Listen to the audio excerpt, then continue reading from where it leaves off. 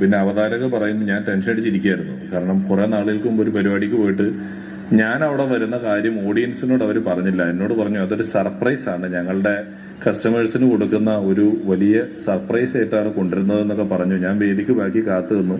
ഞാൻ ഒരിക്കലും വിചാരിച്ചില്ല അവതാരക പോയി ഇങ്ങനെ സസ്പെൻസ് ആയിട്ട് ഇത് അവതരിപ്പിക്കുമെന്ന്.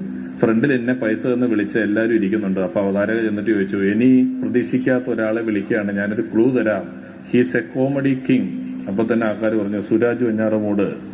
അത് കഴിഞ്ഞിട്ട് കോട്ടയം നസീർ, ടിനീട്ടോ, മുണ്ടപ്പക്രു എന്ന് പറഞ്ഞ് എന്റെ പേരൊഴിച്ച് അവിടെ ഇരുന്ന 300 പേരും കൂടെ 250 പേരുകൾ വിളിച്ചു പറയുകയും എന്നെ പൈസ തന്ന് വിളിച്ചവരുടെ മുഖം ആകെ വാടുകയും ചെയ്തു. ദൈവമേ, ഇവനെയാണല്ലോ ഞാൻ വിളിച്ചത് എന്നുള്ള അവസ്ഥയിൽ ഒരു എക്സ്പ്രഷൻ ഞാൻ സ്റ്റേജിന്റെ ബാക്കിലിരുന്ന് കണ്ടു. അതുകൊണ്ടാണ് ഞാൻ ഓടി വന്നത്. എന്റെ കൂട്ടുകാരൻ ആരോ ബഡായി ബംഗ്ലാവെന്ന് പറഞ്ഞുകൊണ്ട് ഞാൻ രക്ഷപ്പെട്ടു, അല്ലെങ്കിൽ ഞാൻ ഇവിടെയും അരഞ്ഞേനെ. അപ്പൊ അത്തരം സസ്പെൻസുകൾ തുടങ്ങുമ്പോൾ തന്നെ എനിക്ക് ചെറിയ പേടിയാണ്, ചോദിക്കാൻ തുടങ്ങുമ്പോൾ തന്നെ.